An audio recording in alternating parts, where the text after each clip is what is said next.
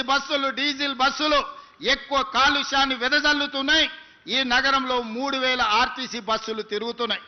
ఈ diesel 3000 RTC బస్సులను outer ring road లోపల వద్దు, బయటికి జిల్లాలకు తరలించండి.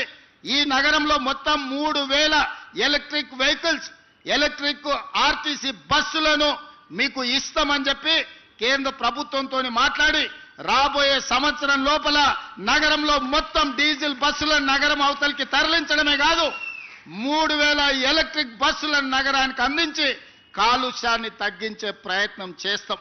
ఇదే కాదు, ఈరోజు ఆటోలలో కూడా డీజిల్తో పాటు కిరోసిన్ లేకపోతే పెట్రోల్తో నడుపుతున్నారు. ఇవి కూడా కాలుష్యం పెంచుతున్నాయి. అందుకే నగరంలో ఆటోల కొనుగోలుని గత ప్రభుత్వం నిషేధించింది. కానీ నేను వచ్చిన తర్వాత నిషేధాన్ని సడలించి ఎలక్ట్రిక్ ఆటోలు కొనుక్కున్నా, లేకపోతే మన సిఎన్జి ఆటోలను కొనుక్కున్నా, మళ్ళా ఆటో కార్మికులకు కొత్త ఆటోలు కొనుక్కోవడానికి ఈరోజు అనుమతి ఇస్తున్నాం. ఇవాళ ఆటో కార్మికులకు నేను విజ్ఞప్తి చేస్తున్నా, మీ డీజిల్ ఆటోలను తీసేయండి, ఎలక్ట్రిక్ ఈవీ ఆటోలు కొనుక్కోండి. ప్రభుత్వం వైపు నుంచి కూడా మీకు సహకారం అందించే బాధ్యత తీసుకోవడం. అదేవిధంగా ఊబర్, ఓలా, ఆర్టీసీ మీ ట్యాక్సీలు నడుపుతున్న కార్ల వాళ్ళకు కూడా ఈరోజు ఏ కారు కొనుక్కున్నా ₹1 కూడా రిజిస్ట్రేషన్ ఛార్జెస్ వాటి మీద పన్నులు లేవు. ఈరోజు ఎలక్ట్రిక్ వెహికల్స్ ఎవ్వరు కొనుక్కున్నా, అదానీ, అంబానీలు, టాటాలు, బిర్లాలు హైదరాబాద్లో ఎలక్ట్రిక్ వెహికల్ కొనుక్కున్నా వాళ్ళ మీద ₹1 కూడా పన్ను లేదు. 100% పన్ను రద్దు చేసినాం. ఎందుకు అంటే ఈరోజు కిరాయికి నడిచే ఊలా ఊబరే కాదు, పెద్ద పెద్ద బిర్లాలు, టాటాలు కూడా ఈరోజు ఈ నగర కాలుష్యాన్ని తగ్గించాలంటే పెట్రోల్ డీజిల్ కార్లు కొనొద్దు అని ఈరోజు ఈవీ వెహికల్స్కి ట్యాక్స్ ఫ్రీ చేసినాం. దేశంలో ఎక్కడ లేదు ఈ విధానం. అందుకే ఈరోజు నగరంలో కొనుక్కునే ప్రతి వెహికల్ ఈవీ వెహికల్ కొనుక్కోండి, మీకు ₹1 కూడా పన్ను పడదు. డైరెక్ట్ కారు కొనుక్కొని రిజిస్ట్రేషన్ చేసుకుంటే సరిపోతే మిగతా ఏ పన్నులు కట్టాల్సిన అవసరం లేదు. అదేవిధంగా నాలాలు కబ్జాలు చేసిండ్రు.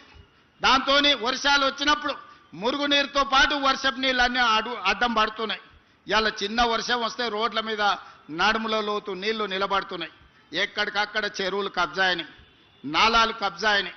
మరి నీళ్ళు ఎక్కడికి వెళ్ళాలి?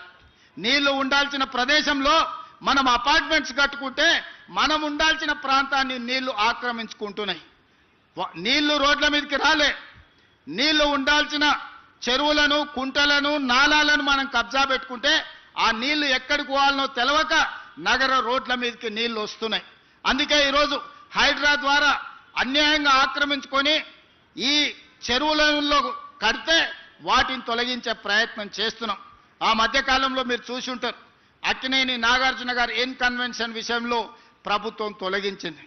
తర్వాత నాగార్జున గారు గుర్తించి వారే స్వయంగా ముందుకొచ్చి 2 ఎకరాలు అక్కడ చెరువుకు స్వయంగా వారే నన్ను కలిసి అప్పచెప్పి నగర అభివృద్ధిలో నేను ఒక హీరోగా ముందుంటా, మీరు ఒక మంచి సంకల్పంతో ఈరోజు ఆ చెరువును మీరు అభివృద్ధి చేస్తున్నారని చెప్పి 2 ఎకరాల స్థలాన్ని నాగార్జున గారు వాలంటీర్గా ముందుకొచ్చి ఈరోజు మనకు వారు హ్యాండ్ ఓవర్ చేయడం జరిగింది. ఈరోజు బతుకమ్మ కుంట హనుమంతరావు గారు ఎప్పుడు అంబర్పేట చౌరస్తాలో బతుకమ్మ కుంట గురించి 40 ఏళ్ళు కొట్లాడాడు. 40 ఏళ్ళ కేసును హైకోర్టులో కొట్లాడి ఇవాళ బతుకమ్మ కుంటను 6 ఎకరాలు బీఆర్ఎస్ నాయకులు ఆక్రమించుకుంటే ఆ కబ్జా నుంచి విడిపించి ఇవాళ బతుకమ్మ కుంటను తయారు చేస్తున్నాం. వచ్చే బతుకమ్మ కుంట అంబర్పేటలో మా ఆడబిడ్డలతో ఆడిపించే కార్యక్రమాలు తీసుకెళ్తున్నాం.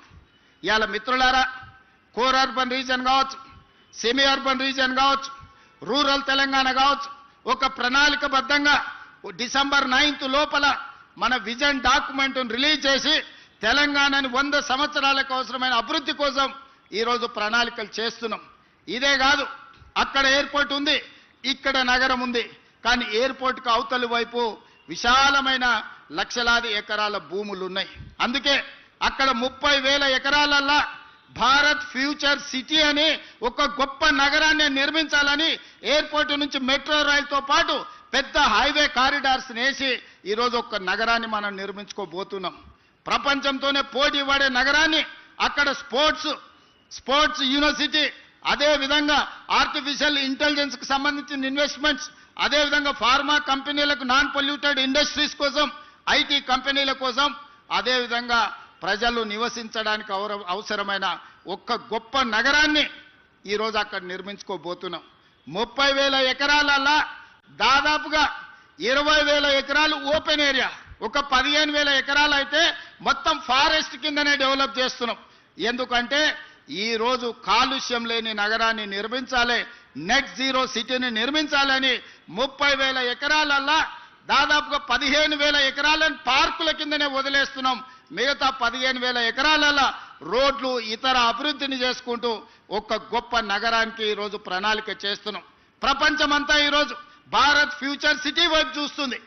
ఆనాడు చంద్రబాబు నాయుడు గారు లేకపోతే ఇతరులు, ఆ తర్వాత రాజశేఖర రెడ్డి గారు ఈ సైబరాబాద్ను హైటెక్ సిటీ ప్రాంతాన్ని అభివృద్ధి చేస్తామంటే అందరు నవ్విండ్రు. ఇది అయ్యేదేనా? ఔటర్ రింగ్ రోడ్డు వచ్చేదేనా? అంతర్జాతీయ ఎయిర్పోర్టు పూర్తి అయ్యేదేనా అని. కానీ ఇవాళ మిత్రులారా, మీ కల్లారా చూస్తున్నారు ఈ అభివృద్ధిని.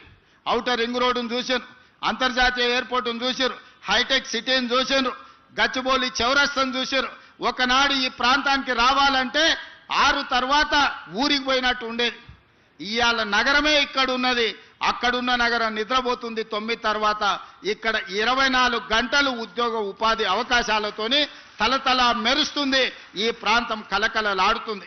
ఈ ప్రాంతం నుంచే ఈరోజు రాష్ట్రానికి అత్యధికంగా పన్నులు వసూలవుతున్నాయి. ఈ ప్రాంతాన్ని అభివృద్ధి చేయడం మా బాధ్యత. మా మిత్రుడు అరకపూడి గాంధీ గారు ఈ ప్రాంతానికి ఏం ప్రణాళికలు తీసుకొచ్చినా మా కమిషనర్ గారికి, మా హెచ్ఎండిఏ కమిషనర్కు, మున్సిపల్ కమిషనర్కు, ఎంఏయుడి ప్రిన్సిపల్ సెక్రటరీకి, అదేవిధంగా మెట్రో వాటర్ వర్క్స్ వాళ్ళకు ఆదేశాలు ఇచ్చిన ఈ ప్రాంతానికి అవసరమైన నిధులకు మీరు ఎక్కడ కూడా ఆపాల్సిన అవసరం లేదు. ఎందుకంటే ఒకనాటి ఖైరతాబాద్ 7 అసెంబ్లీలు అయింది. ఇవాళ కుత్బుల్లాపూర్, కంటోన్మెంట్, కుక్కట్పల్లి, షేర్లింగంపల్లి, ఖైరతాబాద్, జూబ్లీ హిల్స్, అంబర్పేటలో కొంత భాగం, ఇవన్నీ ఆనాడు పీజేఆర్ గారు నాయకత్వం వహించిన ఖైరతాబాద్ నియోజకవర్గం 7 అసెంబ్లీలు అయింది. ఇవాళ షేర్లింగం అది 2009లో. మరి 2009కి 2029కి ఒకే రకమైన పోలిక ఉంది.